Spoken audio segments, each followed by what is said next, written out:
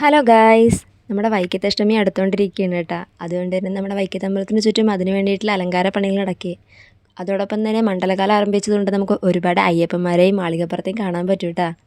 പിന്നെ നമ്മുടെ അമ്പലത്തിന് വെളിയിലായിട്ട് റോഡിലൊക്കെ കുഞ്ഞു കുഞ്ഞു പൊരിപ്പലഹാര കടകൾ വരാൻ തുടങ്ങിയിട്ടുണ്ട്.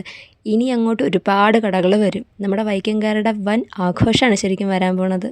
അമ്പലത്തിൽ തൊഴുതൊക്കെ കഴിഞ്ഞ് ഞങ്ങൾ നേരെ പോയത് വൈക്കം ബീച്ചിലേക്കാണ് കേട്ടോ. വൈകിട്ടായി കഴിഞ്ഞാൽ വൈക്കം ബീച്ചിൽ പോയിരിക്കുമ്പോൾ ഒരു പ്രത്യേക ഫീലാണ്. ഇന്ന് ഞങ്ങൾ ചെന്നപ്പോൾ ഒരുപാട് പേര് പട്ടം പറത്തണുണ്ട് കേട്ടോ. കുറച്ച് നേരം ഞങ്ങളവിടെ നോക്കി നിന്ന്.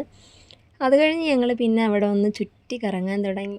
ഇനിയിപ്പോൾ പൊതുവേ ഉള്ളതിനേക്കാളും തിരക്കങ്ങ് കൂടും. കാരണം അഷ്ടമിയൊക്കെ അല്ലേ വരാൻ പോണത്. പിന്നെ ഈ ഏരിയ വന്ന് നോക്കുമ്പോഴത്തേക്കും കാല് കുത്താനൊരു ഗ്യാപ്പ് കാണത്തില്ല. അത്രയ്ക്ക് തിരക്കായിരിക്കും ഇവിടെ. പിന്നെ ഞങ്ങൾ കുറച്ച് നേരം അവിടെ നടന്നു, കാഴ്ചകളൊക്കെ കണ്ടു. എൻ്റെ മകനാണെങ്കിൽ ഭയങ്കര സന്തോഷമായി അവിടെ എത്തിയപ്പോഴത്തേക്കും. ഞങ്ങളുടെ കൈവിട്ട് ആൾ ഓടാൻ തുടങ്ങി. ഇപ്പോൾ കാണുന്ന ബീച്ച് ഗ്രൗണ്ട് അല്ല കേട്ടോ നമ്മുടെ അഷ്ടമിക്ക് കാണാൻ പോണത്. കുട്ടികൾക്ക് വേണ്ടിയിട്ടുള്ള അമേസിങ് റൈഡുകളായിരിക്കും ഉണ്ടാകാൻ പോണത്. കറക്കോലം കഴിഞ്ഞ് ഞങ്ങളുടെ സ്ഥിരം സ്ഥലമായിട്ടുള്ള അനന്തപവനിൽ മസാല ദോശ കഴിക്കാൻ വെയിറ്റ് ചെയ്യണം കേട്ടോ. വീഡിയോ ഇഷ്ടമായ സപ്പോർട്ട് ചെയ്യാൻ മറക്കല്ലേ.